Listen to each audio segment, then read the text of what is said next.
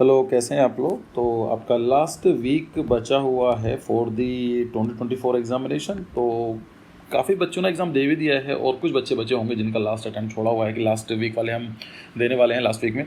तो कुछ question discuss करेंगे, ऐसे क्वेश्चन सॉल्व करने की कोशिश करेंगे जो क्वेश्चन लगातार पूछे जा रहे हैं या फिर जो पैटर्न है नाटक किन टॉपिक के ऊपर ज़्यादा क्वेश्चन पूछ रहा है। तो सबसे बेस्ट तरीका यही है कि जो क्वेश्चन पूछे गए उनको डिस्कस कर लेते हैं लेटेस्ट में। अंकोर पर डिस्कस कर चुके हैं हम एक बार, क्वेश्चन रिपीट हुआ है। फिर होता है पैलेस ऑफ वर्सेलीज। तो ये कहाँ पर है, ये एक वर्सेलीज क्या है, एक सिटी है ऑफ फ्रांस। वहाँ का जो राजा है वर्सेलीज में रहता था। तो जो पैलेस ऑफ वर्सेलीज है ये रहा। So this is a beautiful palace. तो वहाँ पर जो उनके जो राजशाही हुआ करते, रॉयल्स हुआ करते थे, वहाँ पर रहते थे, इसलिए इंपॉर्टेंट है, तो पता होना चाहिए आपको वर्सेलीज। और इसका जो गार्डन है याद रखना, it is very famous for the garden. तो लोग जाते हैं घूमने फिरने के लिए, उनकी गार्डन देखने के लिए, लैंडस्केप देखने के लिए। It is amazing actually. मैंने देखा हुआ है इसलिए बता रहा हूँ। तो आपको देखने के लिए वहाँ जाने की जरूरत नहीं है, अभी आप वीडियो पोस्ट करके यूट्यूब पर जाकर देख सकते हैं। मैं हमेशा बोलता हूँ कि जब भी आप कोई चीज़ देखते हैं ना, बिल्डिंग्स को फैक्चुअल लगता है हमें याद हो जाएगा, पर याद होगा नहीं। तो उसका बेस्ट तरीका क्या है कि गूगल पर जाकर देख लो 5 मिनट, यूट्यूब पर जाओ देख लो एक बार, क्योंकि पैसे बचेंगे, बिना घूमे फिर हम देख पा रहे हैं, और आपकी जो मेमोरी होती है पिक्चोग्राफिक वो ज़्यादा लॉन्ग लास्टिंग होती है। ठीक है, तो देख लीजिए, इसको इंपॉर्टेंट है। बकिंगम पैलेस, तो ये तो कई बार न्यूज़ में रहता है, लास्ट भी काफ़ी न्यूज़ में था। तो जो रॉयल्स लोग हैं, लाइक जो king and queen, king of Britain कहाँ रहता है उसको बोलते हैं बकिंगम पैलेस।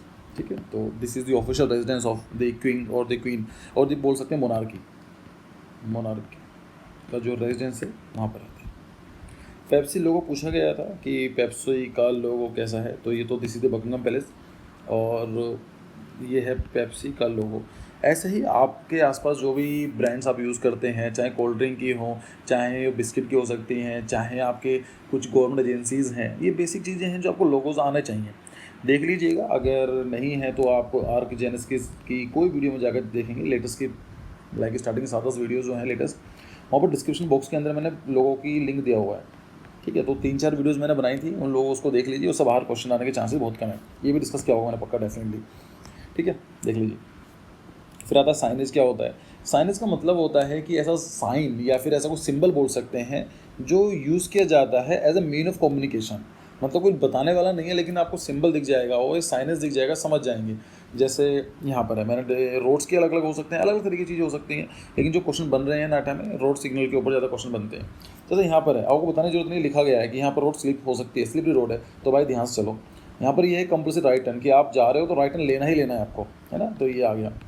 फिर ये आगे वाइल्ड एनिमल है, कि जो जंगल वाला एरिया होता है तो वहाँ पर ये देख के चलो, ऐसा नहीं कि तुम भगा रहे हो 400 लाइक 150 की स्पीड से, फिर 140 160। तो लाइक इंडियन रोड की बात कर रहा हूँ, जर्मनी के अंदर, ये दूसरी कंट्रीज़ में बहुत ज़्यादा होती है। तो यहाँ पर वाइल्ड एनिमल का रहता है, क्योंकि जब तेज़ चलाते हैं एक छोटा सा जानवर आता है तो वो तो उसकी तो लाइक जान चली जाएगी, लेकिन उससे एक्सीडेंट हो जाते हैं। ऐसी नैरो रोड का दिखाता है, ये दिखा रहा है कि आपकी जो रोड है आगे से पतली हो रही है। तो उसका मतलब क्या है कि एक साइनेज दिखाया गया है, नो यू टर्न, मना कर दिया गया है कि आपको सीधा ही जाना, लेफ्ट ले सकते हो, राइट ले सकते हो, लेकिन आप यू टर्न नहीं मार सकते हो। ठीक है, अच्छा आप बोलेंगे सर यहाँ पर क्यों दिखाया गया है, अगर इंडिया में होगा ना तो ये ऐसा दिखाई देगा, क्योंकि हम लोग इस तरह से यू टर्न मारते हैं। फिर आता है कि नो पार्किंग, तो यहाँ पर है पी का मतलब पार्किंग, तो यहाँ मना कर दिया कि भाई पार्किंग अलाउड नहीं है। अनइवन रोड दिखाई दे रहा है कि रोड ऐसी है। ट्रैफिक अहेड, ये बता रहा है कि आगे ट्रैफिक हो सकता है। यहाँ पर दिखा रहा है नो ओवरटेकिंग, तो मतलब क्या है, यहाँ पर क्रॉस लिखना होना चाहिए था, लाइक अलग अलग कंट्रीज़ के होते हैं, तो मेरे हिसाब से ये लिखा होता तो अच्छा रहता कि वो नहीं है। नो टर्निंग राइट, कि आप यहाँ से राइट नहीं ले सकते, लेफ्ट ले सकते हैं, सीधे जा सकते हैं। नो टर्निंग लेफ्ट हो गया। फॉलिंग रॉक्स, जैसे अभी हिल्स में जाएंगे तो आपको देखो लैंडस्लाइड के चांसेस होते हैं, जहाँ पर आपको हिल रीजन मिलेगा वहाँ पर ये है कि रॉक्स गिर सकते हैं। तो बोला जाता है कि जो आपका like this is a road, तो और ये रोड जा रही है तो डोंट पार्क कार हेयर, है ना। पार्क को थोड़ा, जो गाड़ी को पार्क करना और दो साइड करो, यहाँ पर पार्क करेंगे इससे क्या होगा कि पत्थर नीचे गिर सकते हैं। लेफ्ट टर्न बोल दिया गया है, रोड पर काम चल रहा है, ट्रैफिक सर्कल है। तो यही है, आपको बेसिक आइडियाज़ होने चाहिए, ट्रैफिक के बारे में हो सकते हैं, ये सब चीज़ें क्वेश्चन पूछी जाती हैं। फिर आता है in design what does the term harmony implies. Harmony का मतलब क्या होता है, जैसा हमेशा एक एग्जांपल देता हूँ कि इंडिया के अंदर क्या, इंडिया की जो सिटीजन्स हैं, जो पॉपुलेशन है, क्या वो सेम है। लाइक एक सोच कर देखो, मान लीजिए फ्रांस एक कंट्री लेकर चलते हैं, तो फ्रांस के अंदर ज़्यादातर लोग क्या बोलते हैं, फ्रेंच बोलेंगे, जर्मन बोलेंगे, यही तो है। या फिर मान लीजिए इस साउथ ईस्ट की तरफ बात करें तो वहाँ पर इटालियन पॉपुलेशन रहती है। तो वहाँ 3 पॉपुलेशन में जो कंट्री के अंदर 3 लैंग्वेज बोले जाती हैं, इटली हो गया, जर्मनी है और फ्रेंच है। तो फिर भी काफ़ी कॉमन है एक तरीके से। ऐसे ही अगर आप स्विट्ज़रलैंड जाएंगे तो स्विस लैंग्वेज बोली जाती है, इटली में जाएंगे तो मोस्टली इटली या फ्रेंच बोली जाती है। तो वहाँ की जो पॉपुलेशन है काफ़ी होमोजीनियस है। लेकिन इंडिया की बात करें तो इंडिया के अंदर तो बहुत डिफरेंट पॉपुलेशन रहती है। आप कश्मीर से लेकर कन्याकुमारी देख लीजिए, आप त्रिपुरा से लेके गुजरात की तरफ जाइए, हर चीज़ में डाइवर्सिटी देखने को मिलेगी। लेकिन क्या हम एक ऐसा जो हमारे जो है लाइफ स्टाइल है, ये जो हमारी वैल्यूज़ हैं, वो कहीं ना कहीं कॉमन शेयर करते हैं, राइट। अगर आप गुजराती हैं तो आप भले ही लैंग्वेज कुछ और बोलते हैं, लेकिन जो आपके वैल्यूज़ हैं, जो वैल्यूज़ हैं, मॉरल्स हैं, जो हमारी स्टैंडर्ड है लिविंग, काफ़ी सेम रहती है। लोगों को नुकसान नहीं पहुंचाना है, नॉन वायलेंस रहना है, फेस्टिवल को सेलिब्रेट करना है, सोशल लाइफ को ज़्यादा वैल्यू देना। अब ऐसा नहीं सोशल वैल्यू गुजराती देते हैं या बंगाली देते हैं, अलग अलग देखेंगे तो सबकी वैल्यूज़ होती है। तो इसलिए बोलते हैं कि we are different, like we are having the diversity in terms of the caste, religion, caste, custom, cuisines, किसी भी चीज़ों को देख लीजिए। लेकिन फिर भी हम लोग हार्मनी में रहते हैं, मतलब हमें कोई प्रॉब्लम नहीं है। अगर मेरा फ्रेंड है, अगर वो गुजराती है तो ठीक है, उसके अपने कल्चर है, मेरा अपना कल्चर है, बट हम साथ में रहते हैं। तो ये चीज़ बात की जाती है। हार्मनी का मतलब क्या होता है कि जो डिफरेंट आर्ट वर्क हैं, डिफरेंट जो ऑब्जेक्ट्स हैं, वो अलग अलग उनकी क्वालिटीज़ हो सकती हैं। कोई लाल हो सकता है, पीला हो सकता है, कोई ट्रायंगल हो सकता है, कोई सर्कल हो सकता है। लेकिन जब उसको ओवरऑल देखते हैं तो ऐसा लगेगा कि पूरा एक आर्ट वर्क का काम कर रहे हैं। So this is example of the harmony. तो वैरायटी एंड कंट्रास्ट है। वैरायटी का मतलब क्या है कि आपके पास बहुत तरह की चीज़ें हैं। आप एक कवर्ड के अंदर लेट्स से कि आपके पास 5 तरह की टी शर्ट्स हैं, 5 तरह की जीन्स हैं, 5 तरह की शेरवानीज़ हैं, तो हम उसको बोलेंगे वैराइटीज़ हैं, है ना। कंट्रास्ट का मतलब क्या होता है, जैसे क्लास का जो बर्थडे बॉय होता है कि उसको बाकी के बच्चे जो पहन कर आ रहे हैं कैजुअल और यूनिफॉर्म पहन कर आ रहे हैं स्कूल की, और जो बर्थडे बॉय होता है he is allowed to wear is casual dress. क्यों? क्योंकि वो कंट्रास्ट है। बाकी बच्चे एक जैसा काम कर रहे हैं, लेकिन एक एलिमेंट ऐसा है जो अलग काम कर रहा है। ये हो गया एग्जाम्पल कंट्रास्ट का, जो कि हार्मनी से रिलेटेड कुछ नहीं है। Unity and coherence, yes this is the thing कि आपको हार्मनी का मतलब यूनिटी देखने को मिलेगी। डिफरेंट एलिमेंट्स है, लेकिन डिफरेंट एलिमेंट्स जो हैं लगभग एक साथ काम करते हैं। हार्मनी है, कोहेरेंस है। सिमेट्री आप जानते हैं कि सिमेट्री का मतलब है एक एक्सिस होगा, उसका लेफ्ट वाला पार्ट जो राइट वाला पार्ट है visual weight equal and opposite होना चाहिए, हम उसको बोलेंगे सिमेट्री। फोकल पॉइंट और एम्फेसिस की किसी एक पॉइंट के ऊपर फोकस किया जाए उसको बोलते हैं हम लोग एम्फेसिस या फोकल पॉइंट। अब उसका एग्जांपल क्या हो सकता है, लेट्स से कि मैंने ये बना दिया इस तरीके से, ये ट्रायंगल बनाया मैंने और मैंने यहाँ पर ये बना दिया ऐसा कुछ, तो ये क्या हुआ, ये फोकल पॉइंट एग्जांपल है, ये एम्फेसिस एग्जांपल है। आपका फोकस कहाँ पर गया, यहाँ पर ही गया है ना। अब एक बच्चे क्वेश्चन कर सकता है सर कंट्रास्ट भी सेम चीज़ हुई, देखने में लगता है कंट्रास्ट सेम चीज़ है, बट कंट्रास्ट क्या है, एक तरीका है। जैसे आपको पैसे कमाने का तरीका क्या हो सकता है, मैं आपको बोलता हूँ कि लेट्स से कि हमने एक एग्जांपल समझते हैं रियल लाइफ का, कि आपका काम है कि आपको पैसे कमाने हैं, अर्न मनी। अब पैसे कमाने का मतलब क्या क्या तरीके हो सकते हैं, एक हो सकता है एजुकेशन, एक हो सकता है लूट चोरी डकैती हो सकती है, एक हो सकता है कि आपने कैसे लोन ले लिया, एक तरीका हो सकता है अपने पेरेंट्स से मांग लिया, है ना। कुछ चीज़ और हो सकती है लाइक डाउरी, हाँ शादी कर लिया आपने। तो ये पैसे कमाने के तरीके हैं, आप पैसा बस आ ही रहा है ना, वो वाली बात नहीं हम कह रहे हैं कौन सा रास्ता सही है कौन सा गलत है। तो सेम चीज़ है। फोकल पॉइंट क्या है, ऐसा मान लीजिए फोकल पॉइंट आप यहाँ पर लिखेंगे, फोकल पॉइंट को लाने के लिए बहुत सारे तरीके हो सकते हैं, जिसमें एक तरीका हो सकता है कंट्रास्ट। आप उस एग्जाम्पल को समझिए फिर से कि क्लास में बर्थडे बॉय है, तो पूरी क्लास 50 बच्चों की है, 50 बच्चों में से 49 बच्चों ने सेम तरह की ड्रेस पहनी हुई है, एक बच्चे ने अलग तरह की पहनी हुई है। तो इसमें क्या हुआ, एग्जाम्पल कंट्रास्ट का हुआ, बिल्कुल। लेकिन कंट्रास्ट क्या हुआ, तरीका हुआ। इस कंट्रास्ट की वजह से हो क्या रहा है, फोकल पॉइंट हो रहा है। So contrast is a mean and the focal point is the end. माध्यम एक साध्य होते हैं ना, कि माध्यम है और साध्य है, हिंदी में आई थिंक थोड़ा फिलोसफिकल हो जाएगा, लेकिन ये चीज़ समझ लीजिए, किसी को एक तरीका होता है, एक मतलब कोई भी काम करने का तरीका क्या है उसको बोलेंगे मीन क्या है। तो हमारा एक तरीका क्या है कि हम कंट्रास्ट लेकर आ रहे हैं, उसका फायदा क्या होगा, उसका रिजल्ट क्या निकलेगा, उसका रिजल्ट निकलेगा एम्फेसिस, हमारा फोकस पॉइंट पर चला जाएगा। आई होप थोड़ा क्लियर हो गया, नहीं आया तो मुझे बताना कमेंट सेक्शन में, उसको 2 एग्जांपल से मैं समझा दूंगा। एक्चुअल थ्योरी ऑफ डिज़ाइन बहुत ही इंटरेस्टिंग है, लेकिन चलो अगर आपने नई चीज़ समझी है ये तो पूरी प्ले लिस्ट जाकर देख लीजिए, ये डिस्कस कर लिया था हम लोगों ने। फिर होता है कि व्हाट इज़ एंथ्रोपोमेट्री, देखेंगे विवी दोषी गोड प्रिस्कर इन विच ईयर, तो हम लोग जानते हैं 2018 का एग्जाम्पल है। यही फैक्ट आता है हमेशा इंडिया के कंटेक्स्ट में, क्योंकि पहले और अकेले भारतीय हैं जिनको ये अवार्ड मिला था 2018 में। तो this year is very very important, 2018 it is very very important. Architect of new Delhi तो हम लोग जानते हैं एडविन ल्यूटिन, तो ये तो बहुत बेसिक क्वेश्चन है।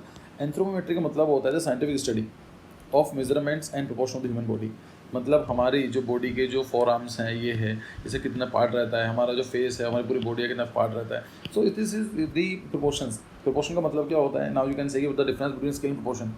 स्केल का मतलब होता है जब एक बॉडी है और दूसरी बॉडी है, हम उसको कंपेयर करते हैं, example of the scale. But when I से कि one element of a same body and I am comparing the another element of the same body, ये बन जाएगा एग्जाम्पल प्रोपोर्शन का। मतलब जैसे यहाँ पर आपका जो ऐसा मान लीजिए ये आप हैं, ऑफ कोर्स ऐसे देखते हैं, ऐसे लगते नहीं है देखने में, लेकिन एग्जाम्पल के समझ लेते हैं।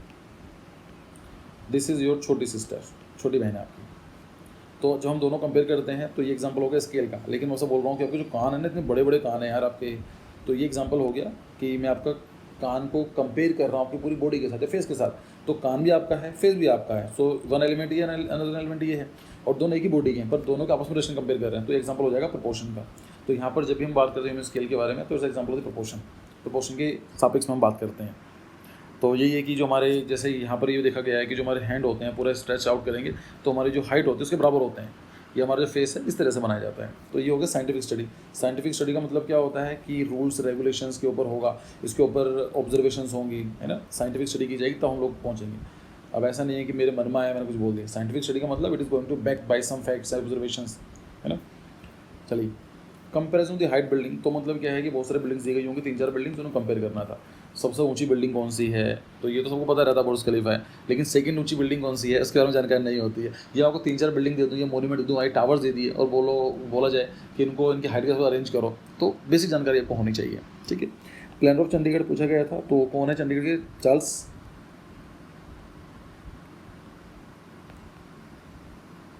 Edward John rate. आप बोलेंगे सर ये कौन आ गई? हाँ, मतलब वही है, ली कॉर्बूजियर उनका निक नेम है, जो रियल नेम है चार्ल्स एडवर्ड जॉन रे, ठीक है। और देख लेते हैं, when was Ayodhya temple open in 2024। तो ये पूछा गया था भाई दिन बताओ, डेट बताओ। लाइक ऐसे क्वेश्चंस मुझे बिल्कुल समझ में नहीं आते हैं कि डेट का जरूरत क्या है। एक एग्जांपल आर्किटेक्चर का है तो उसके फीचर्स पूछ लीजिए, कुछ इंपॉर्टेंट है उसके बारे में पूछ लो, प्रोविजन मतलब उसका क्या यूज़ है, किसी बच्चे को पता हो।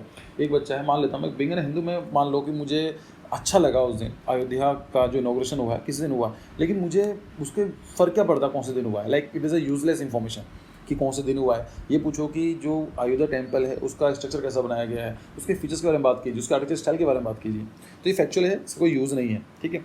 The ratio of ages of 2 people is 3:1। After 15 years the ratio is 2। ये क्वेश्चन मैंने समझाए हुए हैं, आपको दोबारा समझाने का फ़ायदा नहीं है। ये एज रिलेटेड क्वेश्चन हैं, आप सर्च करेंगे एज रिलेटेड क्वेश्चन से तो आपको इसी चैनल पर मिल जाएंगे। उनको देख लीजिए, 1 घंटे की वीडियोस हैं, लगभग 40 मिनट 50 मिनट की वीडियोस हैं, लेकिन देखने के बाद कहीं और जाने की जरूरत आपको नहीं पड़ेगी। What is Golden Temple located? Where is Golden Temple located? Golden Temple का नाम बोल दिया है, हो सकता है कल आपसे पूछ लें where is Harmandir Sahib located? Where is Harmandir Sahib located? बताइए हरमिंदर साहिब जो हैं वो कहाँ पर हैं? तो गोल्डन टेम्पल को ही बोलते हैं हरमिंदर साहिब। ये कहाँ पर है? अमृतसर में, अम्बरसरिया या फिर अमृतसर, ठीक है। फिर आता है A takes 14 days to complete a certain work, B take 21 days, they start work together, but after 3 days of completion if work A left, ऐसा कुछ है कि जो कुछ मतलब सिंपल है, एक काम जो करता है 14 दिन में कंप्लीट कर सकता है, जो बी काम कर सकता है 21 दिन में कंप्लीट कर सकता है। तो हम क्या करेंगे, 21 और 14 का LCM ले लेंगे। ये आना चाहिए 42 आ जाएगा। 42 कैसा आएगा? हाँ ये तो आएगा बिल्कुल। तो हम इसका एफिशिएंसी निकाल लेंगे, ए को डिवाइड कर देंगे 42 को हम कर देंगे 14 से, तो 7 6 तो 3 आ जाएगा ये, और बी का जाएगा 42 को डिवाइड करेंगे 21 से 2 आ जाएगा। तो सिंपल है, दोनों मिले काम कर रहे हैं तो उसको देखेंगे, 3 और 2 को ऐड कर लेंगे। ये क्वेश्चन मैं करा चुका हूँ इसलिए ऐसा बोल रहा हूँ, लेकिन ये सिंपल तरीका है, फॉर्मूला आपको आना चाहिए, तरीका आना चाहिए, आप सोल्व कर पाएंगे। तो एक दिन में कितना काम हो रहा है? 5 काम हो रहे हैं। तो टोटल कितना वर्क था? 42 वर्क था। तो कितना दिन लगेंगे भाई? 8 × 5 40 हुआ, और एक दिन जो आ जाएगा वो 2 काम बचेगा, तो ये कितना हुआ? 8 दिन, ये 9 दिन। सो 8वें दिन तक काम हो जाएगा 40, और 9वें दिन तक काम होगा 42 तक। तो ये बोल रहा है कि 7 दिन पहले काम छोड़ दिया उसने, तो इसका मतलब क्या हो? 35। तो 7 दिन मल्टीप्लाई कर लेंगे, बाकी जो काम बचेगा उसको डिवाइड कर देंगे। लाइक सिंपल फॉर्मूला है, अभी मैं नहीं समझा रहा हूँ, मैं समझाया हुआ इजी क्वेश्चन, बस मैं तरीका बता रहा हूँ, आप देख लीजिए उसको। टाइम एंड वर्क वीडियो आप लोगों ने कई बार देख ली है वीडियो, उसको दोबारा देख लीजिए। Given picture of building, option दिए गए थे कि अपार्टमेंट है, विला है, बंगलो है या टाउन हाउस है। मुझे याद है कि मैंने 2 साल पहले एक वीडियो बनाई थी आर्क जेनेसिस चैनल पर, जिसमें डिस्कस किया था कि अपार्टमेंट क्या होते हैं, विला क्या होते हैं, बंगलो क्या होते हैं। बंगलो पर क्वेश्चन आ भी चुका है जेई में, और टाउन हाउस क्या है। तो अब मुझे पता नहीं कौन सी बिल्डिंग पूछी गई थी, क्या इमेज दी गई थी, आपको बताना था, लेकिन इनका डिफरेंस पता होना चाहिए आपको। अगर डिफरेंस नहीं पता होगा तो आप सॉल्व नहीं कर पाएंगे, तो you should know about this thing. A vehicle take 10 hours to travel some distance if the first half is 21 km/h and second half is 42 km/h। Find total distance, मतलब क्या कह रहा है ये? ये वीडियो मैंने डाली हुई है इसकी भी, लेकिन देखते हैं। A vehicle takes 10 hours to travel some distance. Okay, 10 घंटे लेते हैं, ए से लेकर 20 तक पहुँचने में 10 घंटे लेता है, तो सिंपल है 10 hours in the first half, मतलब फर्स्ट हाफ का मतलब 5 घंटे 21 किलोमीटर पर आवर की स्पीड चल रहा है। तो भाई साफ सी वाली बात है ना, तो 5 घंटे में कितना चला? 105 किलोमीटर। 105 किलोमीटर 5 घंटे में चला, ठीक है। 105 किलोमीटर चला 5 आवर में। सेकेंड जो हाफ है उसने 24 किलोमीटर की स्पीड से करा, तो 24 × 5 कर लीजिए, तो ये कितना जाएगा? 120 आ जाएगा। 5 4 जा 20, 5 to 10 120। तो ये टोटल कितना डिस्टेंस हुआ बच्चों? तो ये हो गया 120 किलोमीटर उसने लग लिया 5 घंटे में करा। डिस्टेंस कितनी आई? 120 और 105, 5 तो 225। सिंपल है, 225 किलोमीटर डिस्टेंस आ गया। बेसिक क्वेश्चन था। चलिए, if A and B can complete a work in 72, ये भी क्वेश्चन की सेम चीज़ है। तो इसमें क्या करेंगे? 72 दिन में, मतलब ए प्लस बी जो है 72 डेज में काम कर रहा है, बी और सी जो काम कर रहा है 120 दिन में, और ए और सी जो काम कर रहा है 90 डेज़ में। हम कुछ नहीं करेंगे, एलसीएम निकाल लेंगे। 72 120 90 क्वेश्चन, इसका मैंने डिस्कस किया था क्वेश्चन ये 360, मैंने क्लास में डिस्कस किया हुआ था ये, तो मुझे याद है।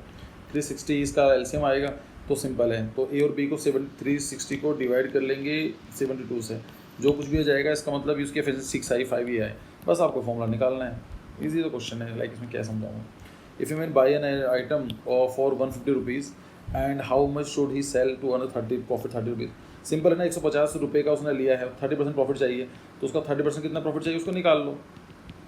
45 रुपीज़ आ गया, तो उसे कितना बेचना पड़ेगा भाई? 150 का लिया है, 30% प्रॉफिट चाहिए, मतलब 45 का प्रॉफिट चाहिए, तो 195 का बेचना पड़ेगा। So simple. Painting of M F Husain की पूछी गई थी, तो क्यूबिज्म पर काम करते हैं, कुछ पेंटिंग देख लीजिएगा, क्वेश्चन सॉल्व हो जाएंगे। तो आई होप कुछ सीखने को मिला होगा, और दूसरी वीडियो में डिस्कस करेंगे आगे क्वेश्चन। तो तब तक के लिए thank you for your time, see you, bye.